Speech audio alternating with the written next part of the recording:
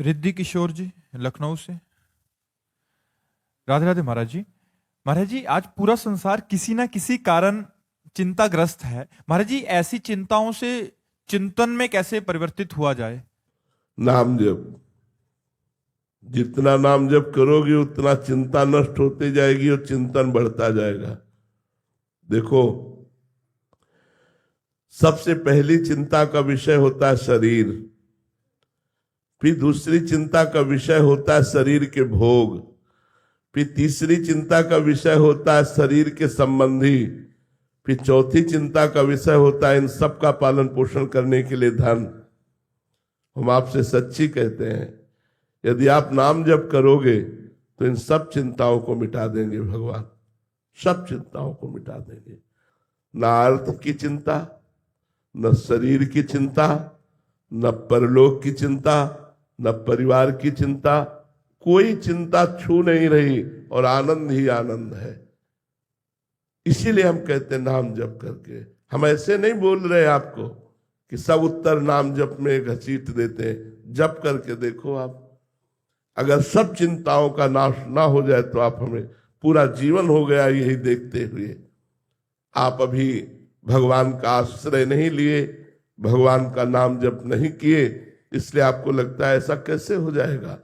अरे जिसने अनंत ब्रह्मांडों के सृजन में किसी का सहयोग नहीं लिया, पलक झपकते ही अनंत ब्रह्मांडों की रचना कर दी, उस परमात्मा का स्मरण तुम्हारी छोटी सी कामना पूर्ण नहीं कर पाएगा, तुम्हारी छोटी सी चिंता नहीं दूर कर पाएगा। कैसी बात करते हो। भरोसा नहीं है, भजन नहीं है, इसलिए सब चिंतित है। भरोसा और भजन हो तो हर स्थिति में निश्चिंतता ही है। आप कहोगे कि आप बाबा जी हो इसलिए, ऐसा नहीं है। ऐसा नहीं कि बाबा जी होने पर ही सब चलता हो।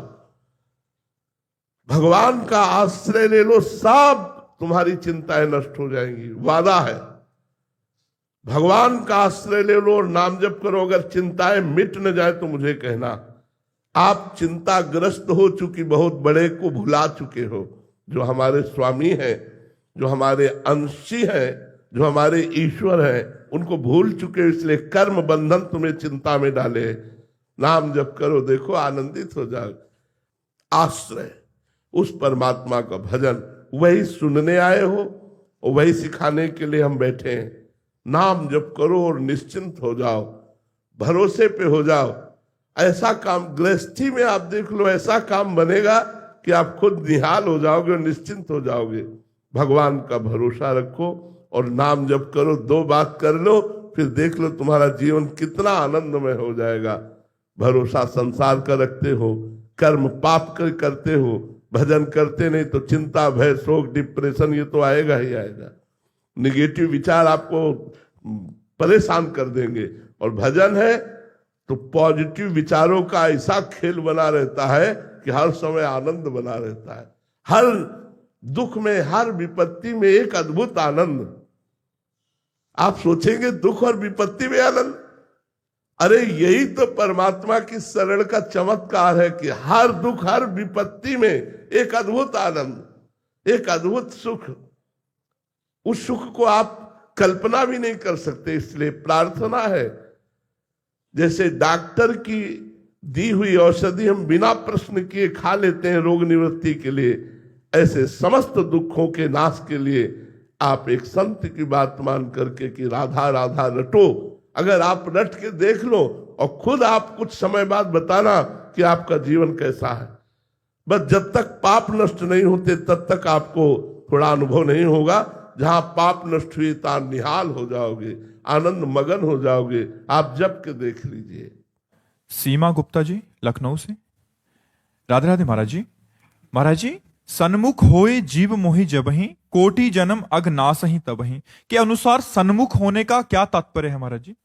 जननी जनक बंधु सुत दारा, तनु धन धाम सुहृद परिवारा, सबकी ममता ताग बटोरी, मम पद मन बांध बटोरी। इसे कहते सन्मुख होना। माता पिता भाई बंधु घर मकान प्रतिष्ठा जीवन सब कुछ प्रभु के चरणों में समर्पित कर देना, इसे सन्मुखता कहते हैं। जब कोई प्रभु को अपना सर्वस्व मानने लगता है तो जगत से विमुख और प्रभु के सन्मुख माना जाता है, और जब प्रभु के सिवा और कोई है तो जगत के सन्मुख और प्रभु से विमुख माना जाता है। तो जब मेरे तो गिरधर गोपाल दूसरो न कोई, तो प्रभु की सन्मुखता हो जाती है। तब सहस्त्रों जन्मों के करोड़ों जन्मों के पाप केवल भगवान के आत्मसमर्पण मात्र से नष्ट हो जाते हैं। सन्मुखता का तात्पर्य होता है आत्मसमर्पण, समस्त ममता को एकमात्र प्रभु के चरणों में समर्पित हो जाना। एक भरोसो एक बल एक आस विश्वास, एक राम घनश्याम हित चातक तुलसीदास। जैसे चातक सिर्फ स्वाति के बूंद को ही अपनी चोंच में लेकर के प्राण पोषण करता है, अन्य जल में नहीं।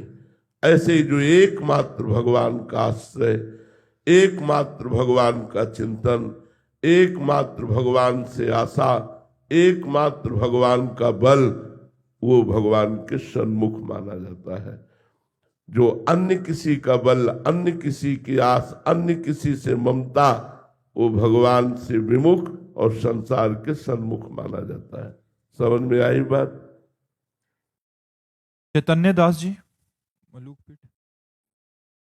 राधे राधे महाराज जी। महाराज जी, पूज्य गुरुदेव भगवान ने कहा है कि राधा कृष्ण सीताराम जी संत भगवान की गोद में खेलते हैं। महाराज जी, संत दर्शन की विधि क्या है? हमें संत दर्शन कैसे करना चाहिए जिससे विरक्त संत और साधक को जल्दी लाभ मिले? पहली बात तो है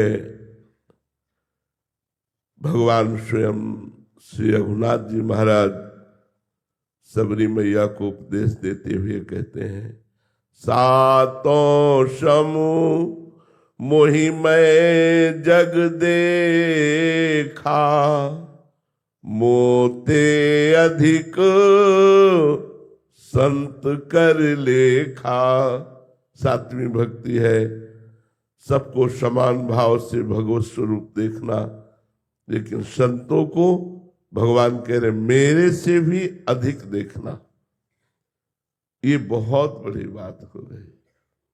सब में भगवान का भाव रख करके नमस्कार, लेकिन संत भगवान से भी बढ़कर है, ये बात मानना बहुत कठिन बात है। अगर हम संतों को केवल भगवत स्वरूप ही मान ले तो हमारा काम चल जाए। भगवान से अधिक तो मोरे मन प्रभु अस विश्वासा, राम ते अधिक राम कर दासा। क्योंकि राम जी के हृदय पर होने पर भी सकल जीव जग दीन दुखारी, लेकिन भगवान के प्रिय संत का अगर सानिध्य मिल जाए तो माया मुक्त हो जाता है, वो भगवान को प्राप्त हो जाता है, वो भगवान की कृपा में डूबने लगता है। इसलिए हम भगवान से भी अधिक भगवान के प्रेमी संतों को माने, पर बहुत कठिन बात है। संतों को संत मान लेना ही बहुत बड़ी बात है। संतों को मनुष्य मानना, संतों में दोष दर्शन करना, संतों में साधारण भाव देखना, ये तो प्रायः सबको ही देखता है। कोई बिरला संतों को भगवान मानता है, कोई बिरला भगवान से अधिक संतों को, जो संतों के प्रति भागवतिक दृष्टि रखते हैं, ये भगवान के निज पार्षद हैं, ये भगवत स्वरूप है, वही विशेष लाभ ले पाते हैं। दूसरी बात, सब आत्मस्वरूप है लेकिन सोए हुए हैं, और संत भी आत्मस्वरूप है लेकिन वो जगे हुए हैं। जगे हुए महापुरुषों का यदि संग मिले तो मोह निद्रा का नाश होकर आत्मस्वरूप का बोध हो जाए। इसलिए संतों के प्रति विशिष्ट भाव रखना, उनके मनुष्य देह में, मनुष्यकृत कर्म में हमारी दृष्टि न रहे, हमारी दृष्टि स्वरूप में रहे कि ये साक्षात पर ब्रह्म परमात्मा